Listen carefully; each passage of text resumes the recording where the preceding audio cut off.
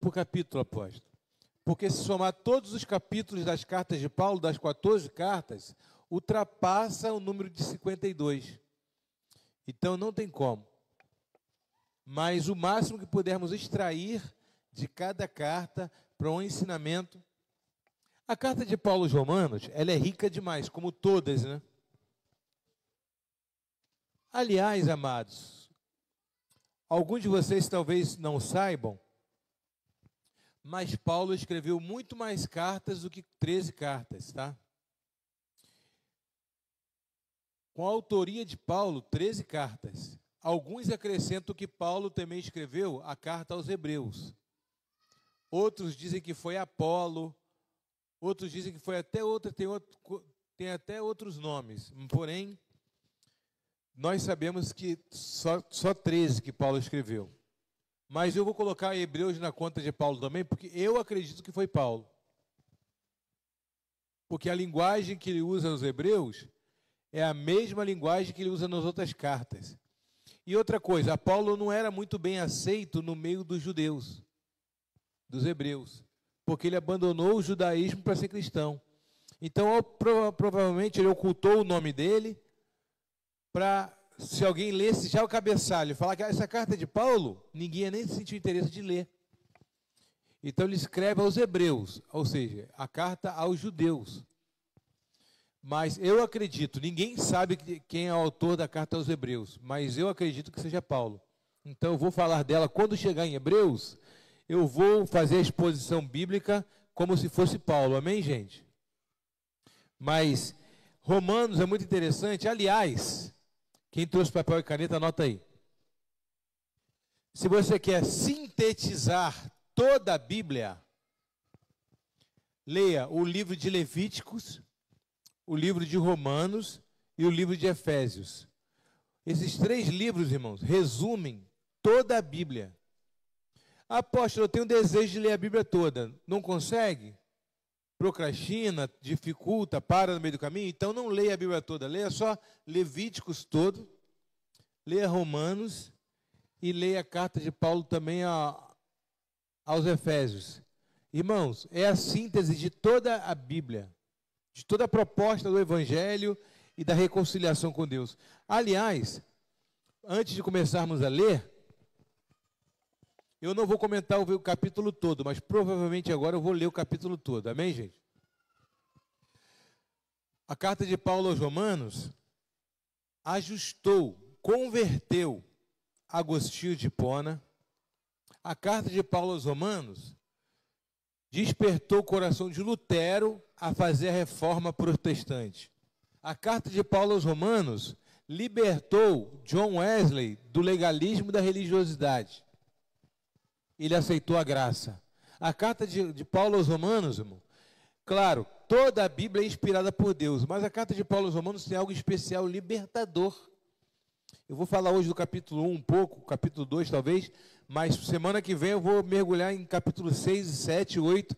Vocês vão ver que profundidade. Na verdade, vou só o 6 ou o 7, porque nem dá, é muito conteúdo. Então, mas eu vou dar um culto especial só para o capítulo 6. Mas vamos ler um agora.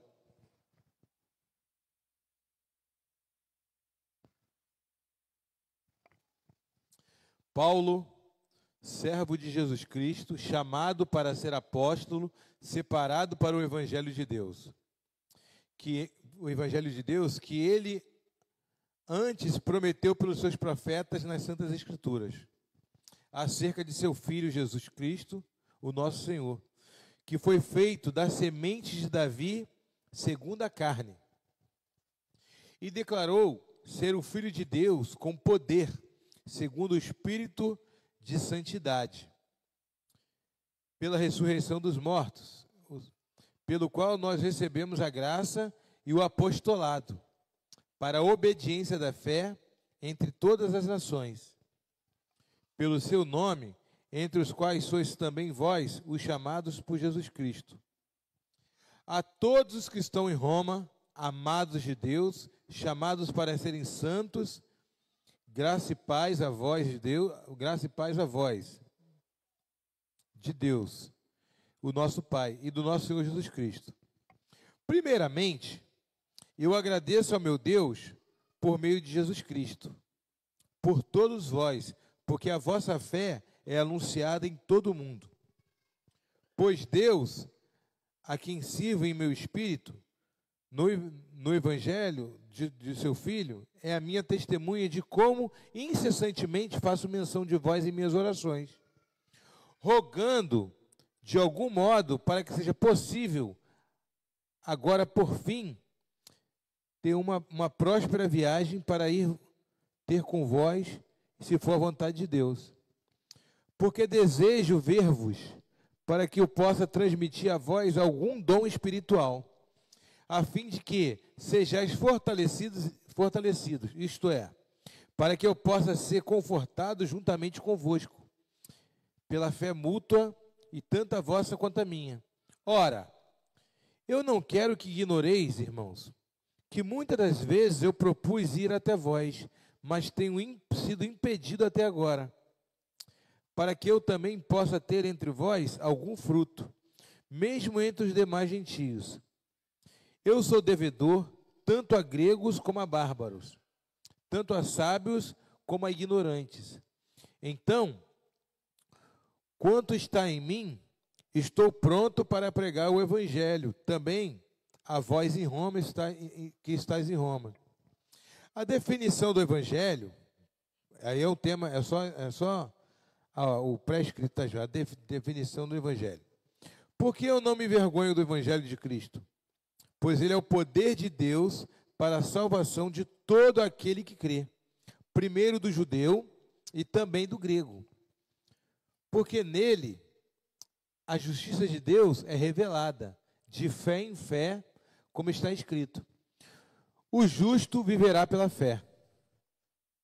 Porque a ira de Deus é revelada do céu contra toda a impiedade e injustiça dos homens, que detêm a verdade e injustiça. Porque aquilo que Deus se pode conhecer é manifesto neles, pois Deus o manifestou a eles. Porque as coisas invisíveis, desde a criação do mundo, são claramente vistas, sendo entendidas por meio das coisas que são feitas. O seu eterno poder e divindade, para que eles fiquem inexcusáveis.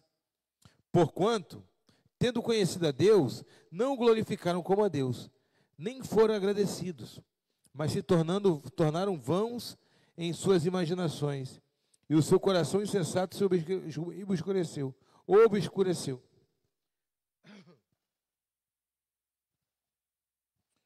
Professando-se sábios, tornaram-se loucos, e mudaram a glória do Deus incorruptível por imagens feitas à semelhança do homem corruptível. Por exemplo, de aves, de quadrúpedes e répteis. Portanto, Deus também os entregou à imundície, por meio das suas luxúrias, de seus próprios corações, para desonrarem seus próprios corpos entre si, os quais mudaram a verdade de Deus em mentira, e adoraram e serviram mais as Escrituras do que ao Criador, que é abençoado para sempre. Amém. Na verdade, aqui seria bendito, né? Eu não gosto muito dessa versão, mas vou comprar uma letra grande depois da outra versão.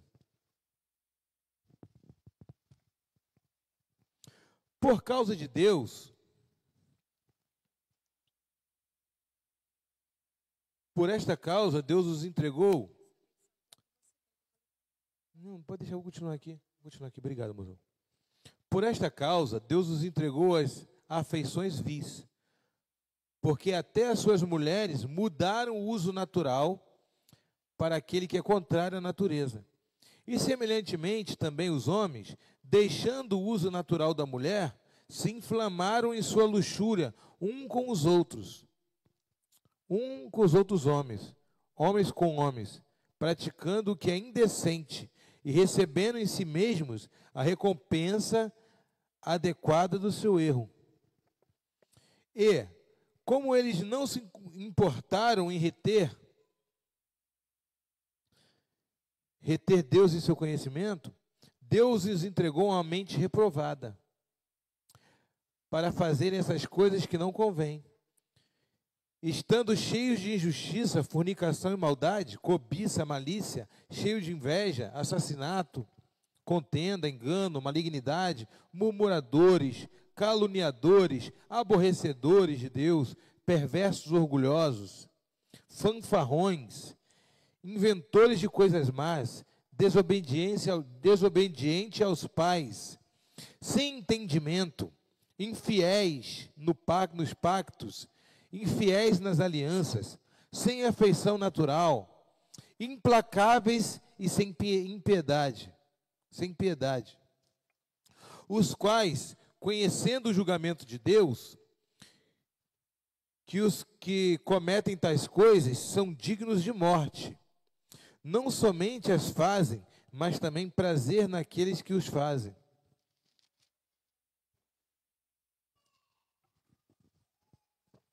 Irmãos, a carta de Paulo aos Romanos, perdoa pela leitura, irmão, meu Deus, só a graça na minha vida. Eu não consigo ler 4 palavras direto, eu atropelo a vírgula, minha mente embaralha, minha mente cansa, minha boca cansa, mas vocês entenderam, amém? Glória a Deus. Amados, apóstolo Paulo começa no versículo 1, ele começa fazendo uma introdução do poder de Deus. Por quê? Aonde que nasce a igreja de Roma? Se apóstolo Paulo nunca foi lá. Deus é estrategista. A igreja de Paulo aos Romanos nasce em Atos dos Apóstolos, capítulo 2. A Bíblia diz que estavam todos reunidos no mesmo lugar.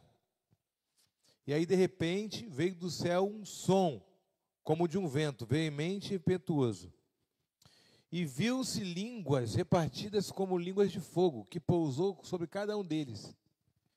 E viu-se falando, profetizando as maravilhas de Deus. E é tremendo que aí o texto continua dizendo, e havia ali judeus de todas as partes da terra, judeus da Capadócia, da Panfilha, de Creta, judeus do Egito, judeus da Cilícia, de Roma. Ou seja, os judeus do mundo inteiro desciam para Jerusalém para comemorar as festas judaicas. Quais festas? Páscoa, Pentecoste e Tabernáculo. Só que como a festa de Páscoa de Pentecoste era muito próxima da outra, e todos os judeus tinham que descer todo ano para a festa, imagina, judeus que moravam em Roma tinham que descer para Jerusalém. Eles iam para a festa da Páscoa, como a festa de Pentecoste acontecia 40 dias depois, 50 dias depois, eles já ficavam por lá para participar. E no dia de Pentecoste, na festa de Pentecoste, o Espírito Santo desceu. E ali tinha judeu de todos os lugares. E os judeus diziam, esses homens são bêbados. E aí Pedro disse, irmãos, não estamos bêbados, está cumprindo a promessa de Joel, que o Espírito de Deus tomaria toda a carne. E aí aqueles homens disseram, não somos nós judeus de Roma, não somos judeus da Panfilha e tal, como que nós ouvimos esses homens anunciando as maravilhas de Deus em nossa própria língua materna? Esses homens não são homens simples, galileus, homens simples, a maioria deles analfabetos? Como é que ele fala cretense? Como é que ele fala, entendeu? Porque o judeu, irmão, ele fala o hebraico, ele não abre mão do hebraico. Se você chegar agora um judeu, praticante do judaísmo, se tu for na sinagoga, em Copacabana tem sinagoga, em vários lugares tem, né? Se você for na sinagoga, são judeus que nasceram no Brasil, mas eles são judeus, filhos de judeu e de judia. Eles aprendem o hebraico, e eles, quando estão conversando entre eles, só conversam em hebraico. Porém, eles aprendem a língua do país onde eles nasceram, é lógico. Eles estudam no Brasil, então ele fala português. Estuda na Itália, então ele fala italiano. Mas eles não abrem mão do hebraico, porque para eles o hebraico é a língua santa, é a língua que Cristo falou. E, aliás, é a língua que Jesus vai falar quando voltar. E aí que está a questão. Quando você vê apóstolo Paulo escrevendo aos Romanos, ele fala do poder de Deus. Por quê? Por que ele menciona o poder de Deus, gente? Porque Roma era o centro do mundo. Roma era um império. O que era um império? Um império não é um rei que conquistou, um imperador não é um rei que conquistou um país ou dois, não. O imperador, para ser imperador, ele tem que imperar, ele tem que governar toda a terra, ou pelo menos 90% dos países da terra tem que estar debaixo do governo daquele rei. Aí ele se torna um imperador. Engraçado é que o Dom Pedro I gostava de ser chamado de imperador. Se chamasse ele de rei, tomava até chibatada nas costas dele. Rei não, imperador Dom Pedro I. Não tinha nem uma província. Mas Roma era o poder do mundo. Roma ostentava o centro e o poderio do mundo. Então, quando Paulo começa a escrever os Romanos, ele fala do poder de Deus. Olha, gente, o Evangelho é o poder de Deus para chamar a atenção dos romanos. Por quê? O alvo principal da carta de Paulo aos Romanos é o seguinte: tinha uma discussão entre os romanos, porque alguém que se converteu em Roma a Cristo, no batismo do Espírito Santo ali, recebeu o Espírito Santo, ele voltou para Roma. Quando ele voltou para Roma, ele começou a pregar, é lógico, pregou, e a igreja de Roma nasceu. E a igreja de Roma só conhecia Paulo por carta, porque Paulo deixa bem claro: olha, eu penso em passar e ver vocês quando eu for para a minha viagem à Espanha. Só que Paulo não chegou a viajar à Espanha. Ele foi preso antes. E a primeira vez que Paulo vai para Roma, ele vai já preso, para morrer em Roma. Porque Paulo foi morto em Roma. Aliás, irmãos, eu estou querendo fazer uma caravana para Israel ano que vem. E nessa caravana eu quero fazer um city tour em Roma. Passar o dia inteiro em Roma. Chegar lá 8 horas da manhã em Roma e sair de lá às 5, 6 horas da noite para o voo para Israel. Vamos no Coliseu, vamos em todos os lugares, vamos na prisão, na casa que Paulo foi preso, vamos no Circo Máximo, lugar onde Pedro foi morto, onde Paulo foi decapitado. Vamos visitar, até no Vaticano vamos também. Vamos para conhecer a cultura, né? E orar e repreender também. Porém, Roma é muito rico de história, muito rico de história.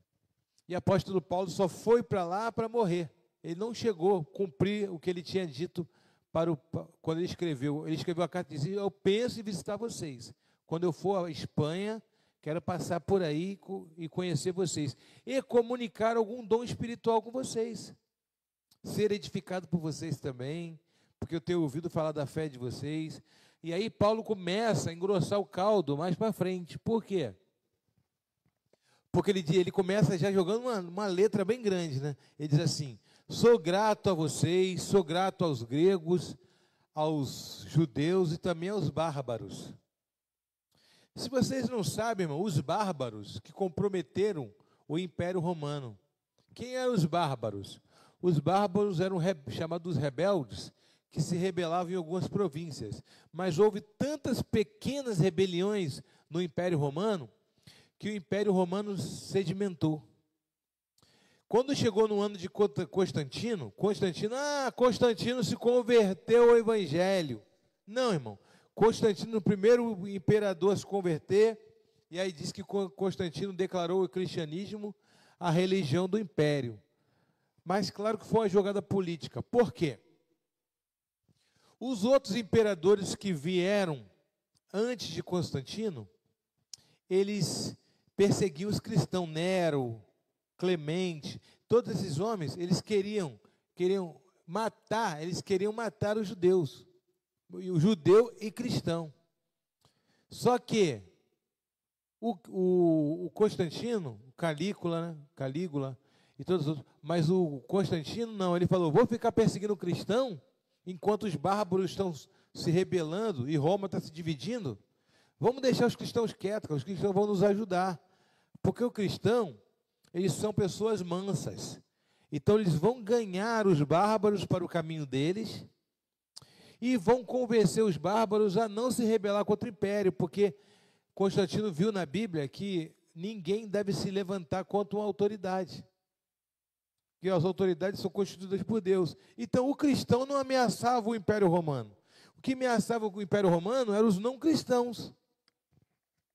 Então Constantino foi lá e declarou que o evangelho era que o cristianismo era a religião do império. Pronto. Dizem que ele teve uma visão da cruz, né? Conversa fiada, não teve nada. Era um mentiroso. E diz que ele foi o primeiro papa, né? Constantino. Aí ele usou estrategicamente, sabe o que ele fez? Usou o cristianismo para manipular. O que ele fez, pastor Elcio? Ele pegou as relíquias. O que são as relíquias? Dentro de uma linguagem teológica, as relíquias são os ossos dos apóstolos e dos santos. Eles pegaram o corpo de Pedro e enterraram lá no Vaticano. Para quê? Todo mundo queria morar. Como Roma estava muito sedimentada, se fragmentando, Constantino teve uma brilhante ideia. Vamos levar a capital de Roma para Istambul, que é a antiga, Istambul é atual, né? Não é Istambul na Turquia, que hoje é Istambul, mas antes era Constantinopla. Vamos levar para Constantinopla a igreja, ou a capital. Porque se levarmos a capital para Constantinopla, nós vamos dividir o poder e vamos estar mais próximo da população. E assim vamos vigiar eles de perto para não... Mas como que vamos levar o povo para lá? Pegar os ossos de Pedro, de Paulo, pegar os ossos de João, dos apóstolos, de alguns líderes da igreja, e levaram para lá e enterraram lá. E aí todo mundo queria morar perto das relíquias dos apóstolos, para fazer suas orações, porque o católico ele tem o costume de orar pelos mortos, né? Então todo mundo queria morar perto dos ossos de Paulo, de Pedro. Quando tu chega lá no Vaticano, irmão, tu vê o pessoal ajoelhado, aí o pessoal fala, a gente não idolatra não, ajoelhado, chorando, igual criança aos pés do túmulo de Pedro. Aí depois diz que não idolatra, que não é idolatria. Me explica o que é isso. Mas tudo bem, não estou aqui para falar sobre isso, mas para falar sobre a carta de Paulo Romano. Então Constantino quis manipular as massas com isso. Depois viu que não teve jeito, pegaram os ossos de Pedro e de Paulo de novo e levaram novamente para Roma. E aí estão lá no Vaticano. Com isso, apóstolo Paulo, quando escreve, bem antes, apóstolo Paulo, quando escreve aos Romanos, ele entende o poder que Roma tem. E se ele conseguisse consolidar a igreja em Roma, ele ganharia o mundo inteiro. Não ganhar Roma no intuito político, introduzindo a política e tal, nada disso. Mas ganhar alguns políticos já existentes, mas não ganhar alguns e convencer eles politicamente com viés de se você se converter, tu vai ganhar muito voto. Não é esse caso. Eles queriam, de fato, alcançar políticos que já estavam no poder. Então, imagina. Paulo é estratégico. Paulo começa a pregar para os romanos que estavam ali tomando conta dele na prisão domiciliar. E tinha que tocar o plantão. Os caras que estavam tomando conta dele, ele ganhava para Jesus. E o dia inteiro, Paulo ali, os caras tomando conta dele. E Paulo pregando para ele. E Paulo, quando escreve aos romanos, ele diz que ele tem discípulo até no palácio de César. Como que Paulo alcançou o palácio de César de dentro da prisão? Ele ganhou, por exemplo, oficiais de renome, e esses homens que aceitaram Jesus, que tinham acesso ao palácio, começou a ganhar almas lá dentro do palácio. Não é tremendo? Deus, ele quer nos dar estratégias, amém? Deus, ele quer nos dar estratégias, irmão, para alcançar pessoas grandes. Aí tu fala assim, apóstolo, mas os pequenininhos também não são importantes? São, irmãos, mas não vamos ser levianos. Fala a verdade. Se você ganhar um empregado para Jesus e ganhar um patrão, qual o impacto? O patrão vai ter influência para ganhar muito mais almas do que o empregado, sim ou não? É claro que vai. Porque aquele homem tem voz. Aquele homem, as pessoas vão parar para ouvir ele. E automaticamente, ao pararem para ouvir, serão libertas. É claro que Jesus levanta pessoas pequenas, levanta pessoas simples, é claro. Mas vocês estão entendendo o que eu estou querendo dizer. Tu ganhar um garoto que está jogando bola no campo ali tem o mesmo impacto que tu ganhar o Neymar? Se o Neymar se converte hoje, milhares e milhões de pessoas iriam se converter ou não através dele? Não estou falando de botar uma fita Jesus 100% na cabeça, não. E depois ir para farra, para orgia, não. Igual ele faz, não. Eu estou falando de se converter de verdade. Carregar Jesus no coração. Ao ponto do comportamento dele se tornar um comportamento cristão. Ele ganharia ou não? Para começar, já ganharia todos os seus amigos. O seu Instagram seria de Jesus. A sua rede social seria de Jesus. Ele seria um grande evangelista. Ganhador de alma. Porém, então, não vamos ser inocentes e achar que você deixar de ganhar qualquer pessoa é a mesma coisa. Não. Todas as almas valem muito para Cristo. Deus pode levantar um pequenininho e esse pequenininho lá ganhar um grandão. Mas há um impacto, amém, gente? Então, Paulo queria alcançar o palácio de César por isso. E Paulo, quando escreve aos Romanos, antes de ele ser preso em Roma, ele diz que o Evangelho é o poder de Deus para a salvação de todo aquele que crê. Vocês querem conhecer o verdadeiro poder de Deus? Outra coisa, o que Paulo está escrevendo. Vocês estão aí, cara, em Roma. Vocês estão no lugar mais influente da face da terra. E vocês ficam se degladiando. Ah, quem é mais importante? O mais importante é o judeu. O mais importante é o gentio. O mais importante é o judeu. Para com isso. Por quê, amado? Na igreja de Roma, existia muitos judeus convertidos, muitos gregos e romanos convertidos ao judaísmo. Eles não aceitaram Jesus de cara. Paulo, quando escreve a igreja aos romanos, ele está escrevendo dizendo o seguinte, olha, existem alguns romanos que se converteram primeiramente ao judaísmo, que são chamados de prosélitos do judaísmo. Ou seja, primeiro se converteram ao judaísmo, Moisés, esquece Jesus. Eles começaram a praticar a lei, ler Moisés, ir na sinagoga, fazer aliar, amarrar mandamento na testa, usar talite. E aí logo depois, esses gregos que se tornaram judeus praticantes como religioso, eles também se converteram a Cristo. Juntamente com os judeus de puro sangue, judeus de verdade, também se converteram a Cristo. E agora,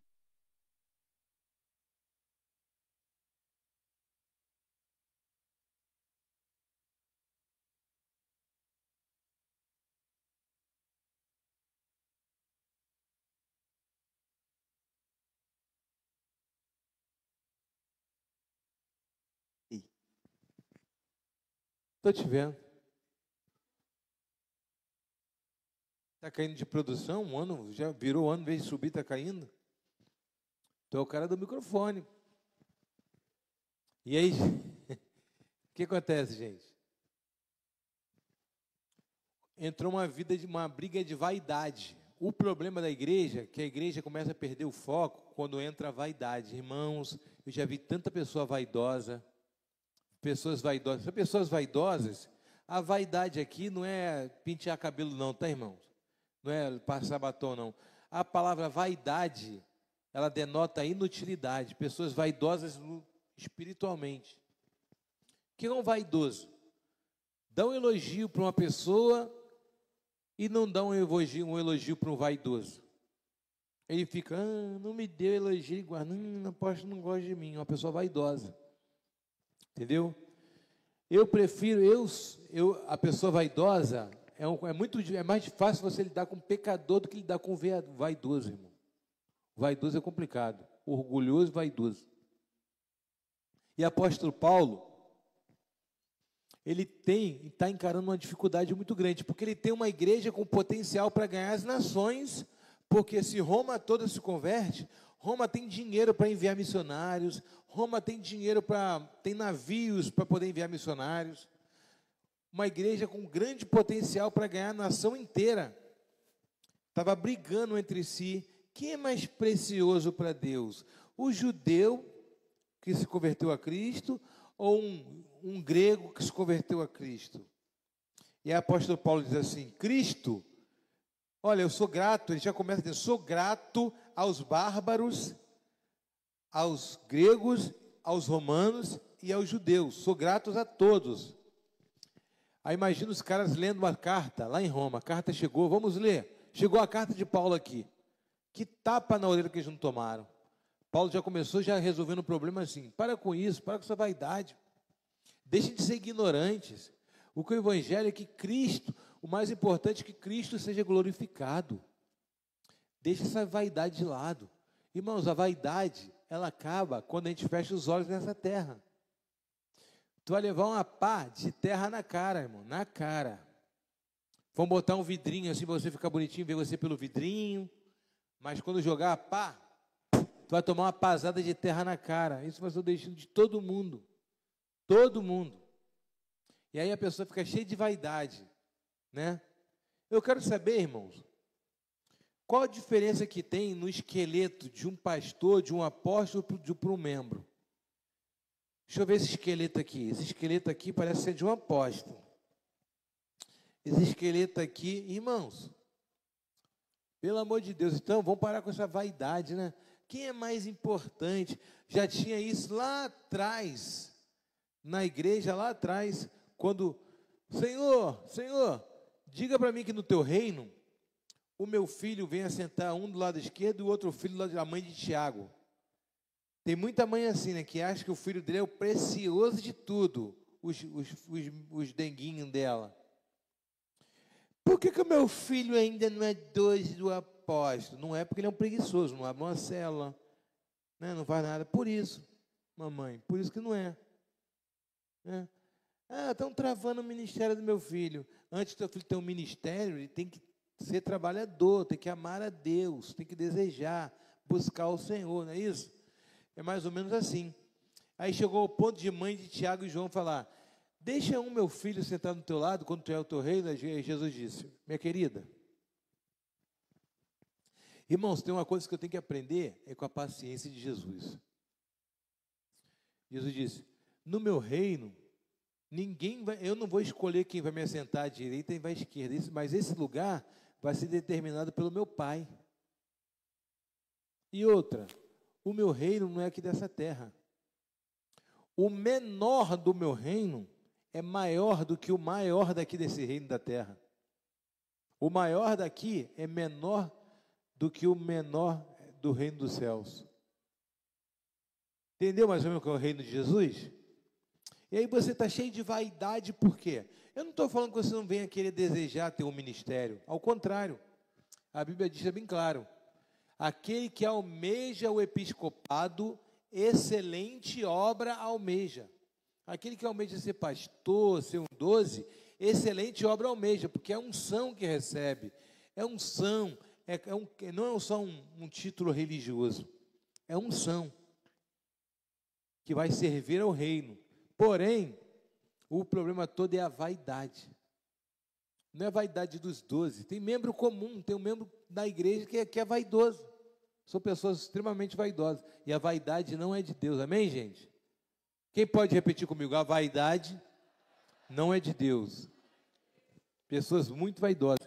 E aí o apóstolo Paulo diz, olha, sabe o que vocês estão precisando? Ter um encontro com o poder de Deus. Porque no final das contas, vocês têm vergonha do evangelho.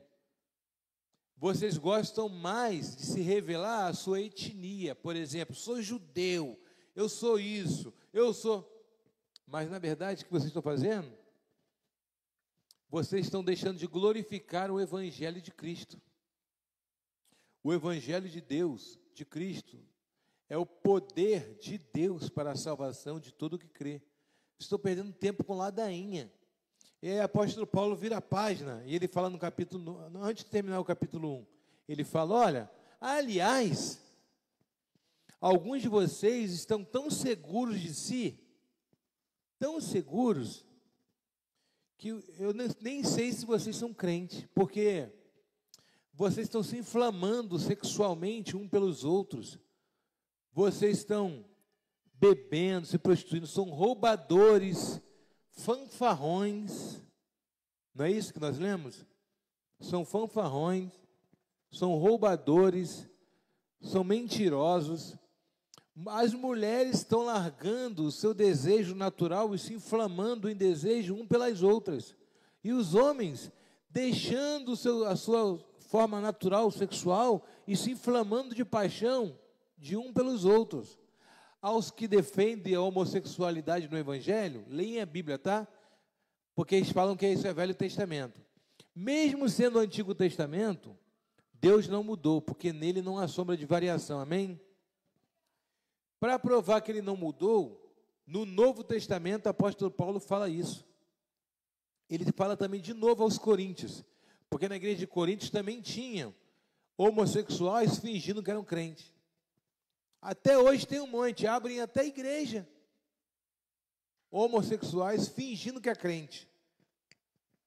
E entrando no meio da igreja, e se homossexualizando dentro da igreja, e aí dizendo assim, é normal, o amor venceu, o amor, é o amor, Jesus quer quem te ama. Apóstolo Pai Paulo já deu logo uma paulada, olha, não pense que tais pessoas herdarão o reino de Deus,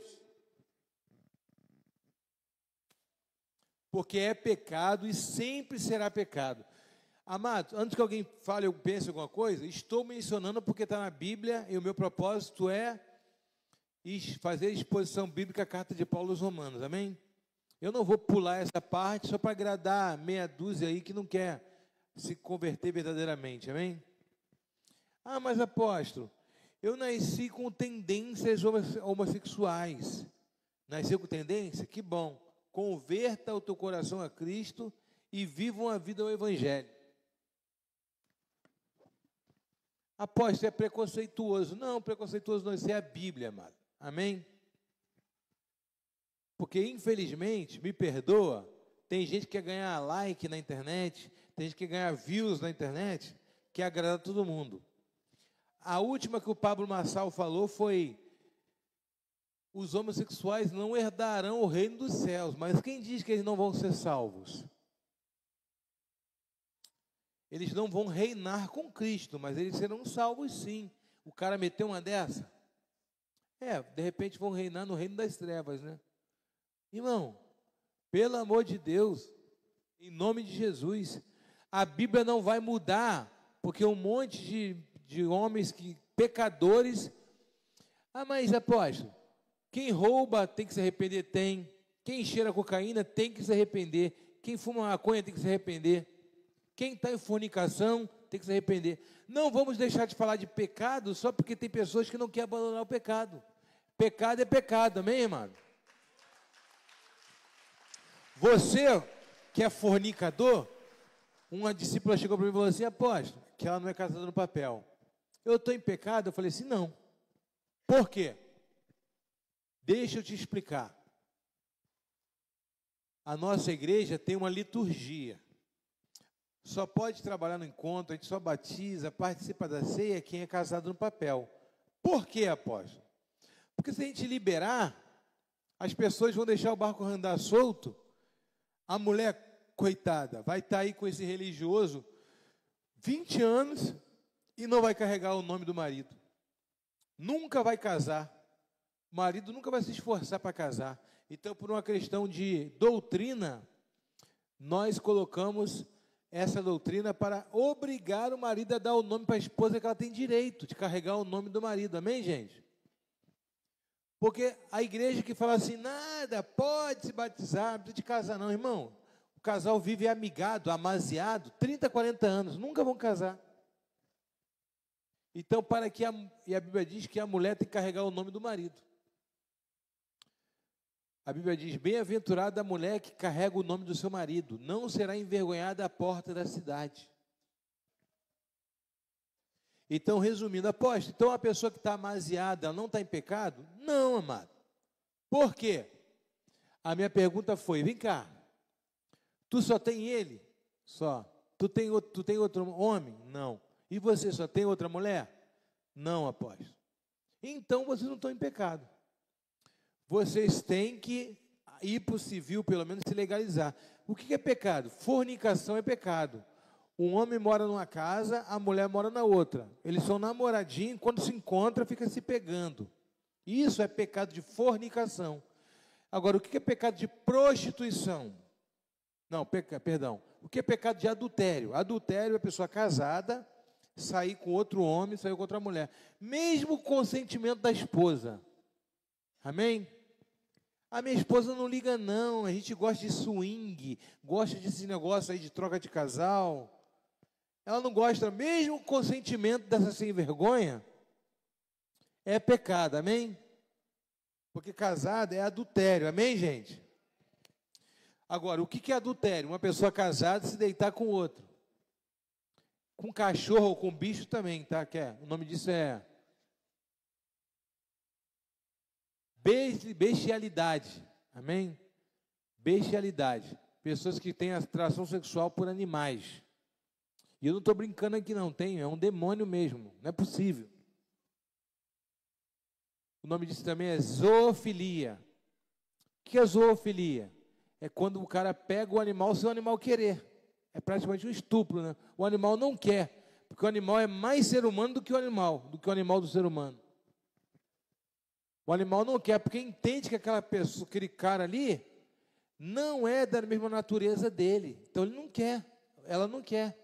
Então a zoofilia. E tem a bestialidade, quando o animal quer também, e a pessoa também quer. Os dois animais querem, né? Não é possível. Agora, voltando, e a prostituição, é diferente do adultério? A prostituição é uma pessoa que sai com várias pessoas. Sai com um ali, sai com outro aqui, sai com outro ali. A prostituição não é só ato sexual não, tá? Beijar na boca também é prostituição. Porque beija um, beija outro, se agarra com o outro, se pega com o outro. Prostituta. Tá bom? O nome disso é prostituição. Porque você tem que separar a santificação, escolher uma pessoa, se santificar e ficar só com ela. Se está agarrado com um hoje e amanhã está agarrado com outro, deixa de ser prostituta. Prostituta. Esse é o teu nome. Tá bom? Não sou eu não. Fala com Paulo. Vai lá em Roma, no túmulo dele e pergunta para ele. E para Deus que inspirou ele, né, pastor Ana? Prostituto. Tem uns homens aqui dentro da igreja, irmão, que eu não sei nem por que mulher chega perto de uma tralha dessa. Irmão, não sei por que chega perto. Dá até nojo. Fica sondando, e sondando e fica em cima, igual mosca de padaria. E fica em cima, só sondando. Aí daqui a pouco a mulher não quer nada, ele vai em cima de outro, encosta e fica. E não fica, é mosca da padaria, sabe? No final das contas, ele só pousa, deixa um verme ali, mas pegar mesmo, namorar mesmo, não namora ninguém. Porque a mulher não quer, é um moscão de padaria.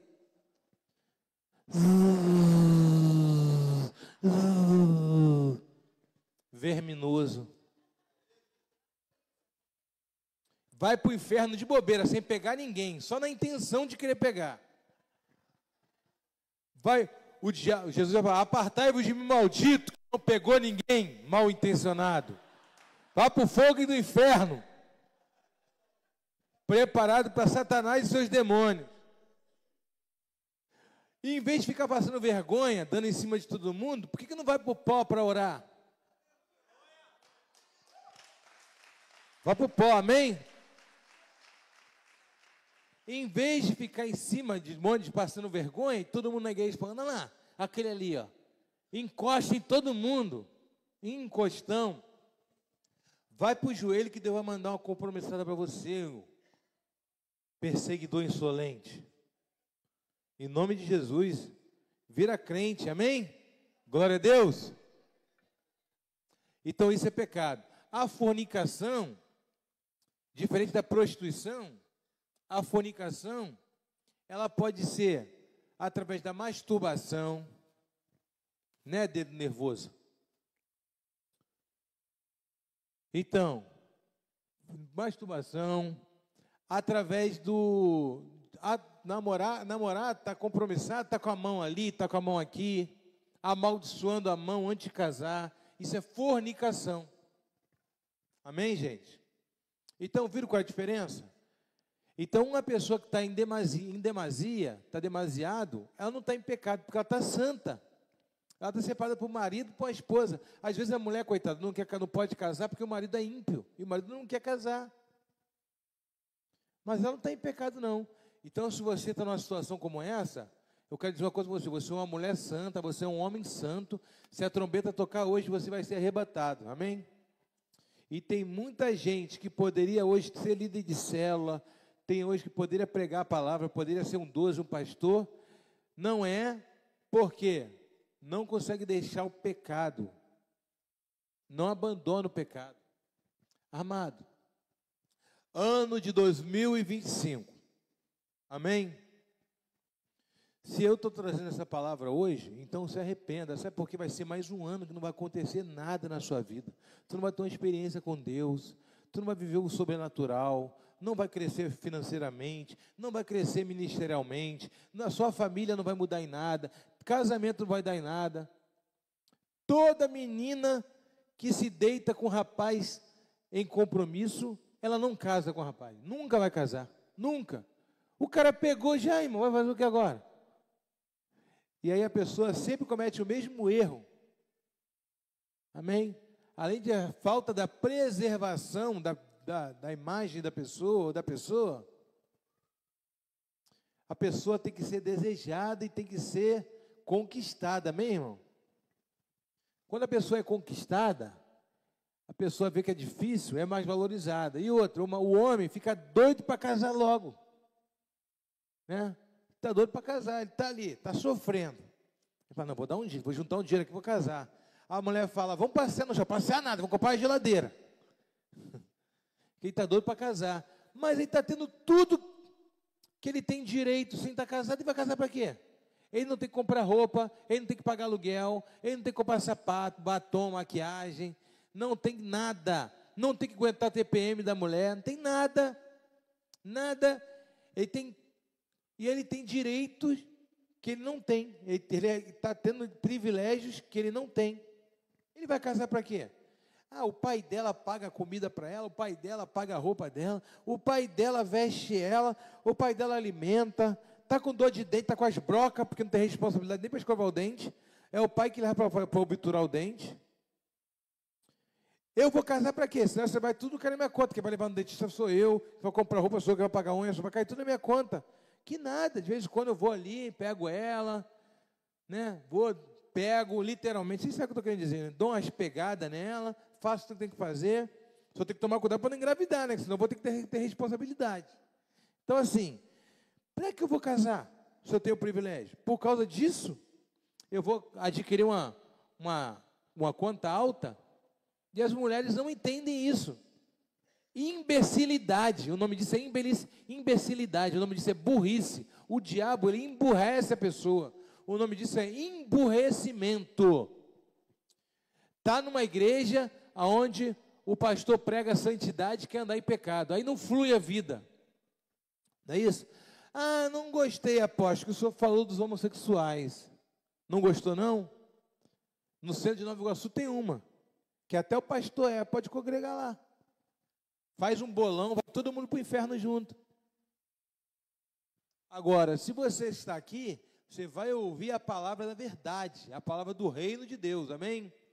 Abandone o pecado, abandone o pecado, porque não entrarão no reino dos céus os adúlteros, os fornicadores, os roubadores, aqueles que praticam bebedices, glutonaria. Esses não herdarão no reino dos céus. Apóstolo Paulo diz, Jesus disse que ficaram lá de fora com os cães. Com os cães. Então, em nome de Jesus, irmãos, a igreja de Roma era uma igreja forte, uma igreja que tinha sido batizada no Espírito. Apóstolo Paulo escreveu isso para eles, olha, tem pessoas que estão aceitando, hein? Daqui a pouco vão dizer, apóstolo, tem que atualizar a Bíblia. Amados, na internet vão falar, tá ao vivo na internet, alguém está ouvindo, que se converta, porque é pecado, amém? Vou te processar, contigo mesmo, não trabalha, não tem dinheiro para pagar advogado? Vai lá, processa, mas se converta, tá bom? Se converta ao Evangelho de Cristo. Porque homossexual, irmão, é igual onça. Todo mundo acha bonito, todo mundo quer preservar, mas ninguém quer ter em casa. A verdade é essa. A verdade é essa. Todo mundo acha bonito, quer preservar, mas ninguém quer um dentro de casa. Ah, o meu sonho. Ai, estou esperando meu filho. Ai, quer que seja menino ou menina? Não sei, eu queria que seja qualquer coisa. Duvido. Amém? Então, irmão, vamos parar com essa bobeira, essa hipocrisia. Ninguém quer. A pessoa aceita, porque vai fazer o quê? Vai matar? Aceita, de boa. Mas, no fundo, ninguém quer. Ninguém. Então, abandone. Porque uma pessoa bateu no tombo porque quer ser eclético. Existem pessoas, seu Antônio, que querem ser ecléticos, sabe? A igreja eclética. O pastor prega o amor, meu amado, o amorzinho, papai do céu te ama. Não importa a forma de amar, ele te ama, vem para cá, não importa por onde que você namora, não interessa. Olha, o que importa é que Jesus te ama. Deus não é espírito, isso é coisa de religiosos, religiosidade. E aí faz, sabe o quê? Eu estava conversando com meus filhos hoje. Gente que vai para a igreja, enche de tatuagem, enche de coisa, aí bota piercing, bota não sei mais o quê, e bota, usa as calças aqui em cima, não é isso? Repartido, barriguinha de fora, e fica, blusa tomara que não caia, meu. A pessoa torce para não cair. Aqui, e acha normal. Aí fala assim, pai, irmãos, escuta, aprenda. Todo pecador que não aguenta, que não vence o pecado, não luta, não renuncia à obra da carne, ele vai querer convencer a gente que a gente é religioso e eles que têm a fé pura. Cristo está aqui, no meu coração, isso que importa. Jesus está no meu coração. Aí começa a chamar Jesus de cara, o cara, aquilo outro. Pô, cara, olha como que eles oram. Pô, cara, tá difícil aqui embaixo, tu não pode dar uma moral, não, cara. Isso aqui, lá, aquilo outro, para mostrar que tem intimidade com Deus. Falta de respeito. Se o filho desse falar comigo desse, toma ali uma correada, duvido que não toma uma correada bem dada. Me chamar de cara, não aceito que me chame de você. Filho tem que me chamar de Senhor, porque eu sou o Senhor, tá? Eu alimento eles, eu cuido. Quando estava no meu colo, se eu jogasse no chão, eu morria. Se eu segurasse, vivia. Então, se eu tenho domínio sobre ele, eu sou Senhor dele. Sou Senhor com S minúsculo. E Deus é Senhor com S maiúsculo, porque Ele é Senhor dos senhores. Mas o meu filho, ele tem que me respeitar, me chamar. As pequenininhas falam, você o quê? Repete, Senhor. A Ruth e a Sofia, eu já ensino. Sabe por quê? A forma que o teu filho te trata é a forma que ele vai tratar a Deus. Aí começa esse negócio de, aí daqui a pouco, eu sou a Beyoncé, eu vou ser a Beyoncé do Brasil. E depois que a gente que faz o que é certo, pastor Tiago, anda em santidade, faz a obra de Deus. Eu conheço também pessoas que procuram fazer tudo certo, mas são mentirosos também. Aí alguém vai me dizer esse provérbio. Apóstolo, tem homem que usa terno, gravata, anda bonitinho e é adúltero. Eu sei, tá? Mas a nossa veste, a nossa roupa, fala muito sobre nós também, amém? Tu não vai procurar emprego assim, irmãos, hoje em dia, tu vai para a faculdade, chega lá, a mulher parece que está indo para a Vila Mimosa, me perdoa, irmão. Tu não sabe se está indo para a faculdade, se está indo para a prostituição. Eu acho que ela já sai dali pronta, não é possível. Espero que alguém esteja me vendo na faculdade lá. Apresentar o trabalho, olha o shortinho. Meu Deus do céu, cara, que lacraia. Por que não bota uma calça jeans, cara?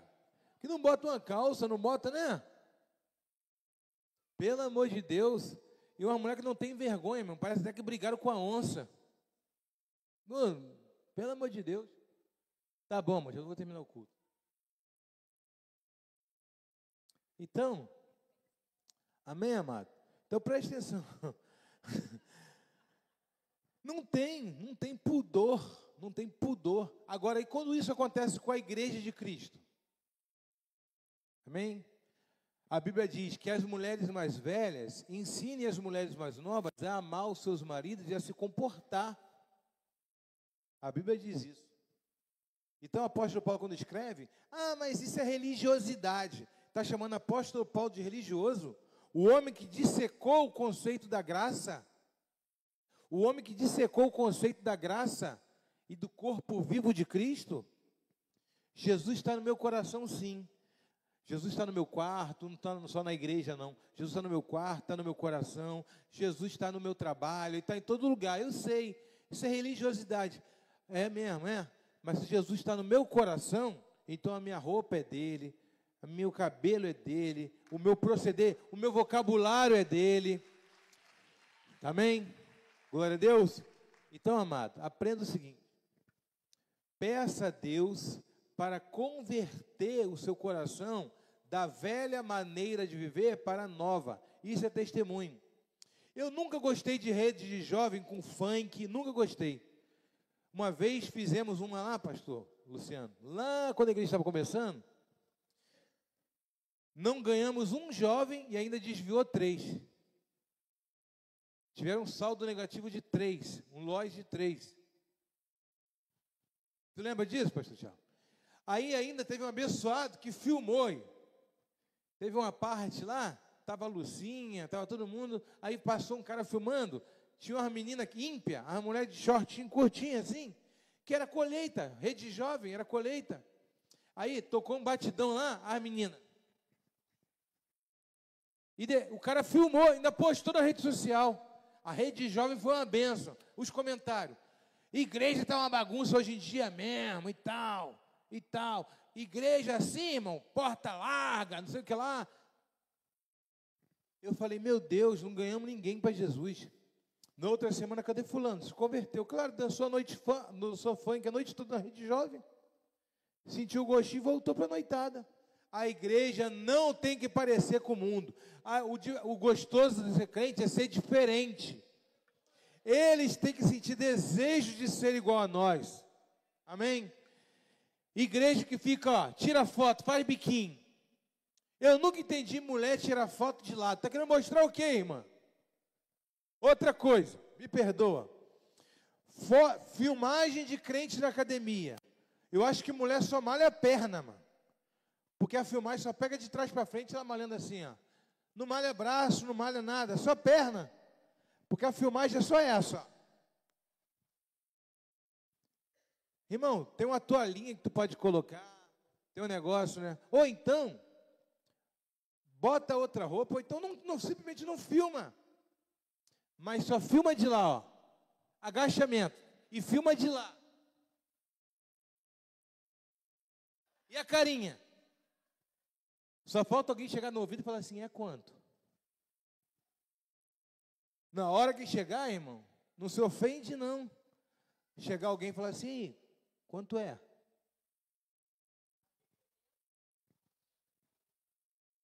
Igual a entrevista que eu vi no Instagram.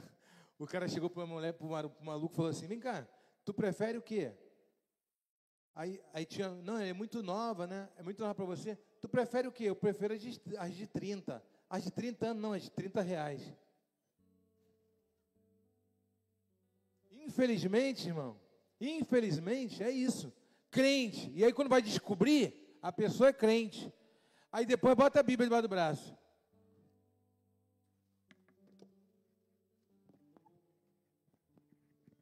Eu vou para a igreja. Aqui. Umas irmãs, irmão, tu vê o vídeo na internet aí pregando, que os irmãos têm que ficar assim, ó. Os irmãos têm que ficar assim o culto inteiro.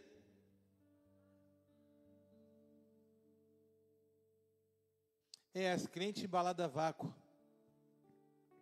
Amado, a igreja está no tempo de voltar a ser igreja. Amém?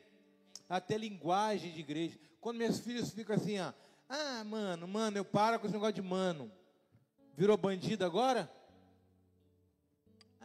Virou bandido? Gíria, sou jovem. Tu é um jovem, não é neto nem filho do Fernandinho Beiramar, não. Então, tu é filho de pastor. Usa o vocabulário adequado. Amém? Ah, mas se eu fosse filho... Ah, se tu não é filho de pastor, então tu pode usar qualquer vocabulário vulgar? A forma que a pessoa fala, irmão, enaltece, valoriza ela, amém? O teu vocabulário, se você começar a conversar com um rapaz, dependendo do vocabulário que você usar, ele vai saber que você não é qualquer uma. Ele vai saber que você não é qualquer um, amém? Aliás, tu vai conversar, tu chega na casa de alguém para pedir o pai de uma menina em namoro, chega lá falando em gíria, vê qual vai ser a impressão que você vai deixar. Alguém pode falar, pô, está sendo radical demais, está sendo difícil demais, não é, mano? Sabe? Faz o que é correto e anda na linha, porque a igreja é diferenciada. Eu fui criado num tempo que a gente olhava para o crente e sabia que era crente. Tinha menina, quando eu era adolescente, que eu nem chegava em cima, em festa, em algum lugar assim, estava numa festa de aniversário de 15 anos, falava, aquela menina ali é crente. Eu vou tomar um fora, alguma coisa vai acontecer. Eu já sabia, pelo comportamento. Ficava vigiando 2 horas, ficava meia hora olhando, olhar para um, olhar para o outro, e a pessoa, um comportamento, aquela ali não, aquela ali é. Está entendendo? Então, o teu comportamento te valoriza. É tempo de jovem, pode botar música, pode pular, pode dançar, pode. Mas é o tempo de um jovem mostrar que o gostoso de ser crente é ser cheio do poder de Deus. Orar, jejuar, impor as mãos sobre a cabeça das pessoas, ver as pessoas sendo batizadas com o Espírito Santo, com fogo, né? Orar por libertação, sim, cheio de autoridade. Eu lembro que o Júnior era meu 12, o Júnior, pastor Júnior, ele é da santidade, ele foi uma casa de um amigo dele. Esse amigo dele, até o irmão dele, acho que morreu. Não sei se foi o irmão ou foi ele que morreu. E o garoto estava manifestado demônio o dia inteiro. Foi uns 4 pastores lá de várias igrejas expulsar o demônio não saiu. Irmãzinho da igreja foi uns 10. Aí chamaram o Júnior. Aí o Júnior desse tamanhozinho, ó, neguinho desse tamanhozinho, magrinho. Mas sabe o que? Toda sexta-feira estava no monte comigo. Monte, jejum e oração. Falei, Júnior, vou entrar no jejum, vou entrar junto, meu líder. Jejum e oração no coro. Ele chegou lá, olhou, botou a mão e falou, sai agora em nome de Jesus. O garoto foi liberto, ele pegou a mãe do garoto e o pai se converteu, falou, quem é aquele menino ali? Garoto magrinho, 16 anos. Só deu uma palavra e o demônio saiu. Teve pastor gritando no ouvido do meu filho o dia inteiro, gritando, sai, não, gritando, quase deixou o cara surdo, demoniado e surdo. Aí vem um garoto com autoridade, sabe por quê? Jejum, oração. Aí tem que ficar, chegou uma época, o que a gente pode fazer? O líder da rede jovem, coitado, tem que ficar inventando, se virando igual bolacha na boca de velha. Se virando para tentar fazer alguma coisa para poder atrair jovem. Ah, vou ter que fazer isso para atrair, vou fazer isso, aquilo, outro, inventar. Mais o quê? Inventa mais uma coisa, para tentar trazer. Por quê? Porque chama para vir para cá para a igreja, vamos orar, aparece meia dúzia. Graças a Deus que ainda tem meia dúzia. É se levantar em oração. John Wesley era jovem, mas trouxe o avivamento na Inglaterra por causa de jejum e oração. Charles Spurgeon era jovem, mas trouxe avivamento por causa de oração. Em País de Gales, Deus disse para um jovem assim, para um homem, Deus chamou ele e falou, desce ao porão, há pão e água, só sai de lá quando derramar o avivamento. E o cara desceu para o porão da casa dele, porque Deus mandou a pão e água, e ele ficou lá comendo pão e bebendo água em jejum, até Deus falar, pode sair que eu já vi o avivamento. Agora, será que Deus pode hoje chegar para você e falar, desce, tu vai ficar esse mês inteiro comendo só pão e água? Será que tu faria? Deus nem tenta. Por isso talvez ele não tenha falado contigo. Porque o líder da rede jovem chama você para orar na igreja, não vem? Rede jovem, vem, chega atrasado, não traz um convidado. Nenhum convidado. É esse nível de comprometimento. Comprometimento com Deus, com a igreja, com o reino de Deus. E aí se a gente fala Ah, nós somos pesados. Ah, é pesado demais, é muito religiosidade. Não é religiosidade não. Amém? Não é religiosidade não. Isso é compromisso com Deus. Deus escolheu muitas pessoas, pequenos sim. Deus levanta pequenos no meio de muitos grandes. Mas esses pequenos desceram no pó e se humilharam em jejum e oração para chamar a atenção de Deus. Então a igreja está demorando a entender que Deus ele quer jejum, oração, entrega, compromisso, unção, um coração limpo, abandonar o pecado, abandonar a prostituição, abandonar a sem vergonhice e viver o evangelho do reino de Deus. Amém? Vamos nos colocar em pé.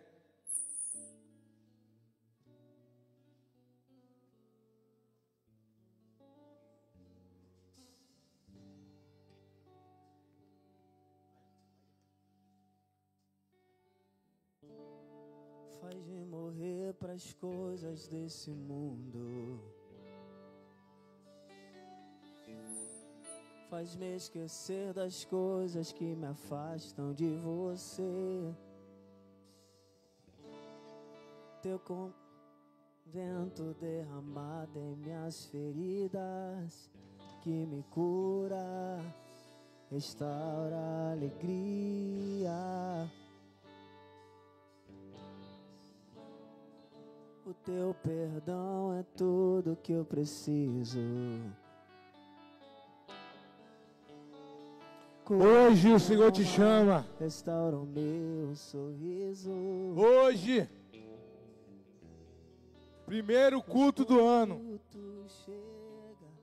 a viver uma vida diferente, uma vida transformada, uma vida santa na presença dEle.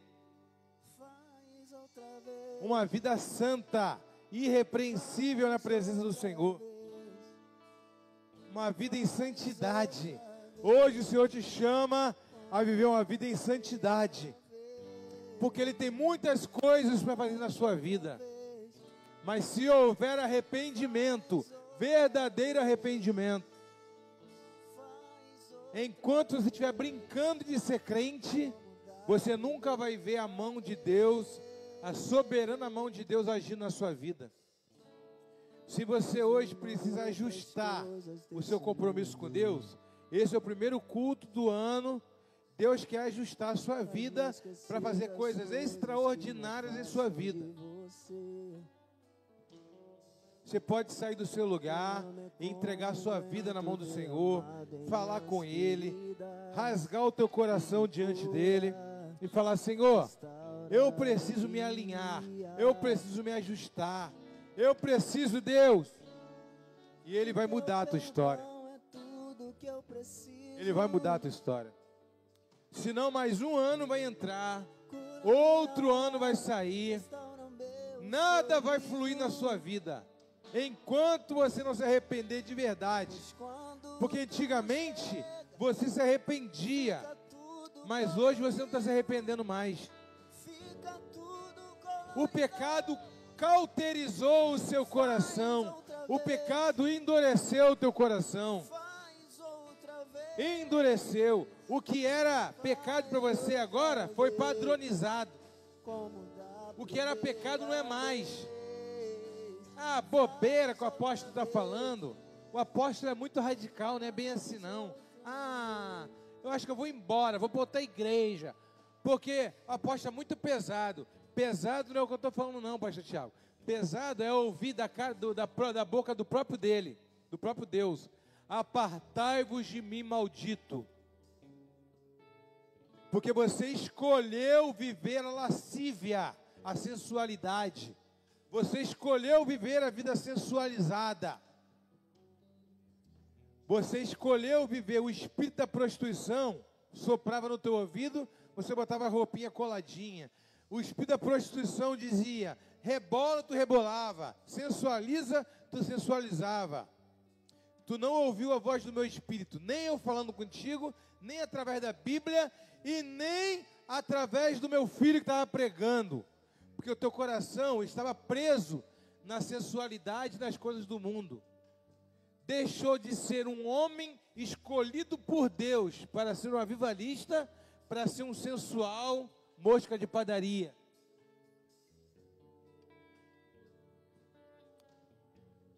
É triste isso, né? Triste.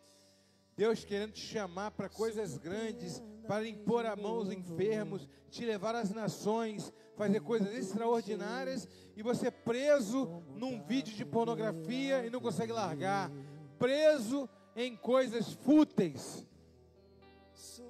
Mas hoje o Senhor te chama. Eu quero te purificar, eu quero te limpar, eu quero purificar você, eu quero tirar você dessa teia de aranha de pecado e te levar a um novo nível, um nível maior, um nível de intimidade comigo. Não tem como ouvir a voz de Deus se seu ouvido ouve fofoca, se o teu ouvido ouve pornografia e palavrão, assiste vídeo na internet. É vídeo de ensinar alguma coisa. O cara xinga palavrão, troca de canal. Não se acostuma a entrar no teu ouvido palavrão. Quem se acostuma a ouvir palavrão, nunca ouvirá a voz de Deus. Quando eu escuto alguém contando um palavrão no vídeo, aquilo dói no meu espírito, que me dá vontade de desligar e trocar de canal na hora. Sabe por quê? O meu ouvido está sendo preparado para ouvir a voz do Eterno. Eu quero ouvir a voz dele assim, ó: Davi, levanta. Davi, senta. Davi, anda. Davi, prega. Davi, eu vou fazer isso. Davi, eu vou fazer coisas novas. Eu quero ouvir a voz daquele que é santo. Então eu tenho que dizer para o meu ouvido: ouvido, você vai ouvir o que eu quero que você ouça. Eu não vou ouvir fofoca. Eu não vou ouvir coisas maliciosas, maledicências. Eu não vou ouvir. Eu quero ouvir a palavra de Deus. Eu quero ouvir louvores, eu quero ouvir coisas que me edificam.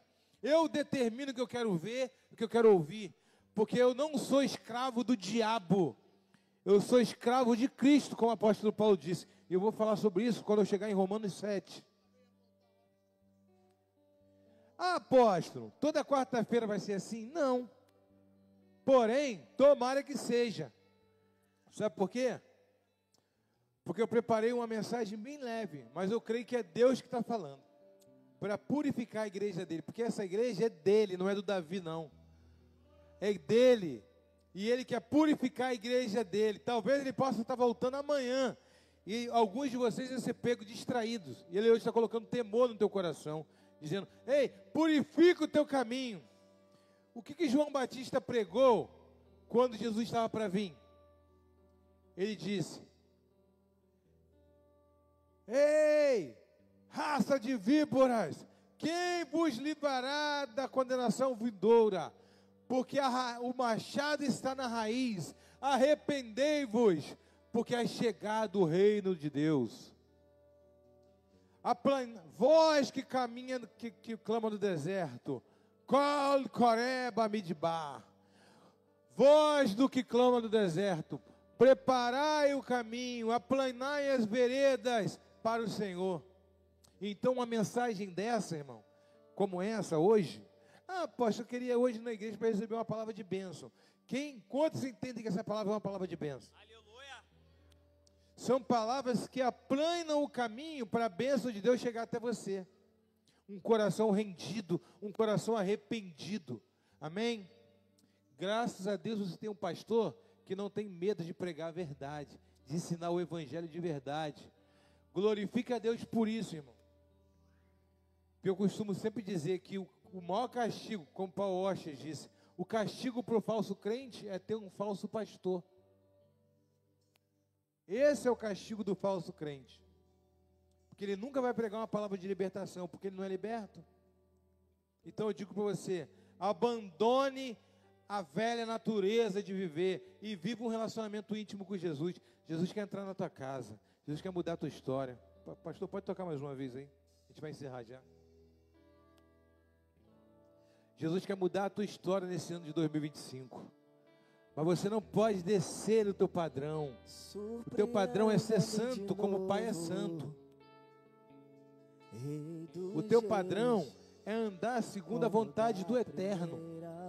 Escuta a voz desse pastor aqui, desse apóstolo.